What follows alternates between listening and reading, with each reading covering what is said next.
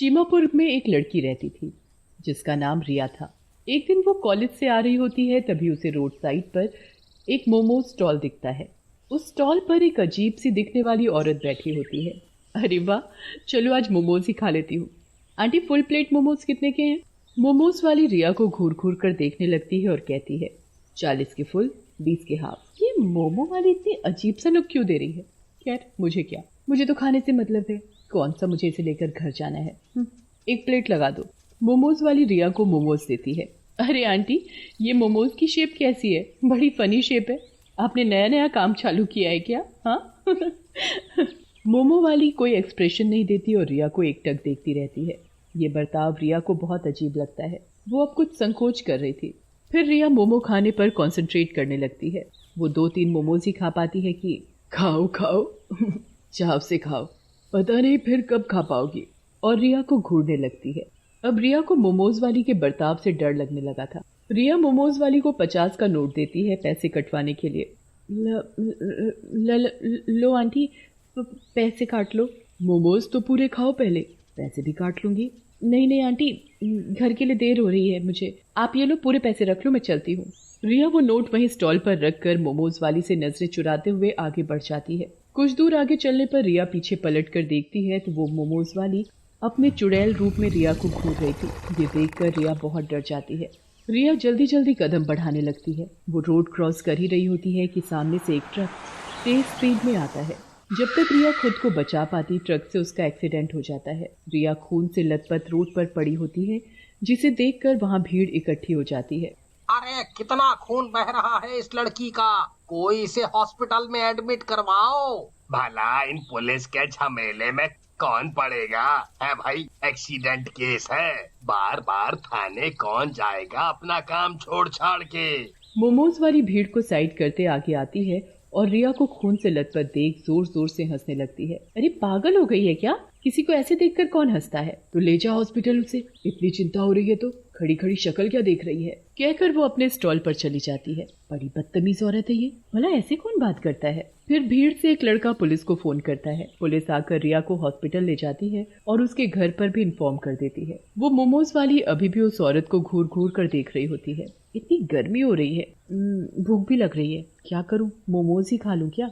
फिर औरत मोमोज वाली पर जाती है। ए मोमोज वाली, हाफ प्लेट मोमोज लगा दे। मोमोज वाली उसे मोमोज देने लगती है पर घूरना बंद नहीं करती। चूरी, मैं कब से तुझे देख रही हूँ, तू मुझे घूरे जा रही है। मेरी सुंदरता पर नजर लगाएगी क्या? खुद तो है ही बदसूरत, मुझे भी नजर मारना चाहती है। चुपचाप मोमोज बेच अपने। मोमोज वाली ये सब सुनकर गुस्से में आ जाती है पर कुछ कहती नहीं है। वो औरत मोमोज खाकर अपने घर जाने लगती है। तभी मोमोज वाली चुड़ैल भी उसके पीछे पीछे जाने लगती है और उसके घर का रास्ता देख लेती है।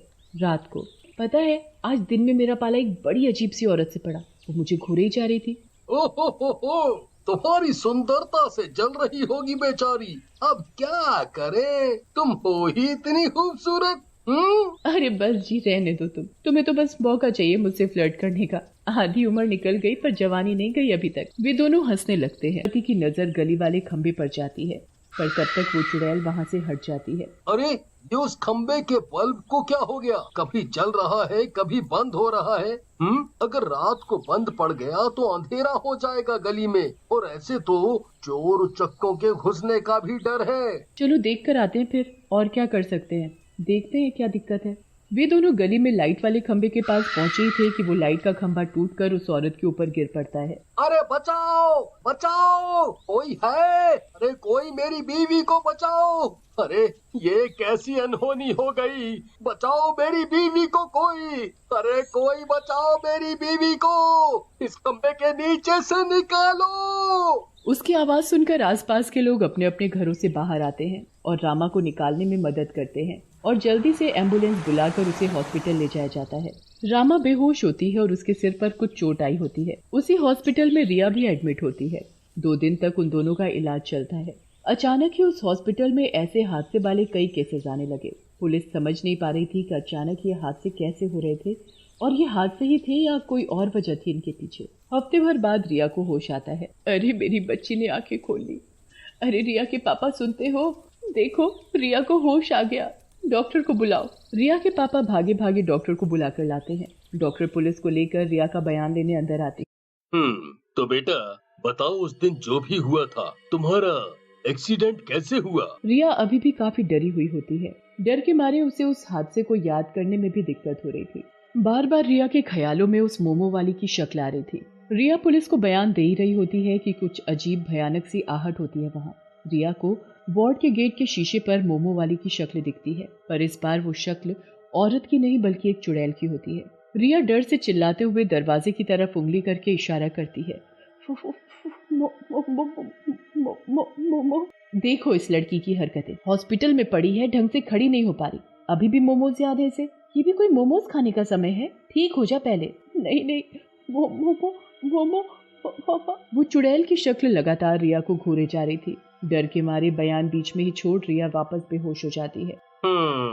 आखिर रिया कहना क्या चाहती थी? वो नजरें घुमाकर शीशे की तरफ देखते हैं, पर वहाँ भी उन्हें कुछ नजर नहीं आता। पर वो चुड़ैल अभी भी रिया को घूरे ही जा रही थी। तुम यहीं रुको रिया के पास, मैं घर जाके कुछ फल और खाना ले आता हूँ। कहकर रिया के पापा घर जाते हैं और जरूरत का सामान लेकर हॉस्पिटल की तरफ आ ही रहे होते हैं कि उनकी नजर उसी मोमोज स्टॉल पर जाती है। वो देखते हैं कि जो भी लोग वहाँ मोमोज खा रहे थे, मोमो वाली उन्हें अजीब तरीके से घूर रही थी। ये बात उन्हें बहुत खटकती है, पर उसे नजरअंदाज करके वो फटाफट हॉस्पिटल आ जाते हैं। ये लीजिए, रिया के लिए कुछ दवाइयाँ और इंजेक्शन बाहर से लाने होंगे।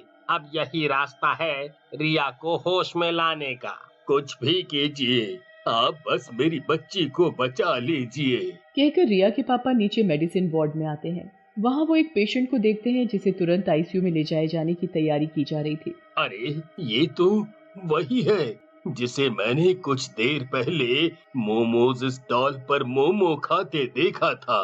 तभी उसके ख्यालों में मोमोज वाली का चेहरा आता है। और वो मोमोज वाली भी तो बड़ी अजीब थी। मोमोज खाते हुए लोगों को ऐसे देख रही थी जैसे कच्चा चबा जाएगी। अब उन्हें कुछ शक होने लगता है। और रिया भी तो मोमो खा रही थी।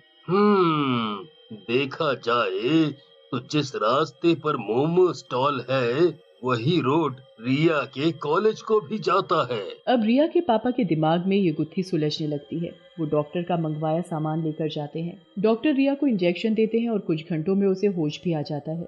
रिया, अच्छा एक बात बताओ, उस दिन रोड वाले मोमोज स्टॉल से क्या तुमने मोमोज खाए थे? हाँ पापा, खाए थे, पर उस औरत की नजरें अजीब थी। फिर रिया के पापा वहाँ आए हुए बाकी पेशेंट के घर वालों से बात करते हैं और सबका जवाब एक ही पाते हैं। अब वो बेचैन होने लगते हैं। अब मुझे समझ आ गया सब कुछ क्या और कैसे हो रहा है। वो वापस मोमो स्टॉल पर जाते हैं। उस औरत को थोड़ी दूर से छुप कर देखते हैं। सारे ग्राहकों के जाने के बाद वो मोमोज वाली एक चुड़ैल का रूप ले लेती है। हर दिन शिकार बनोगे तुम लोग। या तो मरोगे ही या मोमोज खाना ही भूल जाओगे। मोमोज क्या है दुनिया में, तहलका ही आ गया हो। अब खाओ मोमोज। ये देखकर तो मानो रिया के पापा के होश खो जाते हैं। मतलब मेरी बेटी ने एक चुड़ैल के मोमोज खाए थे, और जितने भी लोग आजकल हादसे में मर रहे हैं, वे सब भी मोमोज वाली चुड़ैल के हाथ के मोमोज खा के हॉस्पिटल में एडमिट हो रहे हैं। रिया के पापा उन पेशेंट्स के घर वालों को इकट्ठा करते हैं और पुलिस के साथ बैठकर सारी बातें बताते हैं। वे लोग डंडा लेकर उस जगह जाते हैं। चुड़ैल, अब तेरा असली रूप हमारे सामने आ चुका है। तेरे काले जादू वाले मोमोज खाकर हमारे घर वाले इस हालत में हैं। आज तो तू नहीं बचेगी। है? तुम लोग मेरा कुछ नहीं बिगाड़ सकते। जाओ जाकर अपने घर वालों को बचाओ जो मौत के मुंह में झूल रहे हैं। ये सुनकर वो लोग गुस्से में आ जाते हैं और डंडों से उसका स्टॉल तोड़ देते हैं और उसे भी पीटना शुरू कर देते हैं। बचाओ बचाओ बचाओ। चिल्लाते हुए वो मोमोज वाली चुड़ैल उड़ते उड़ते दूर जाने लगती है। आज तो जा रही हूँ मैं, पर एक दिन वापस जरूर आऊंगी।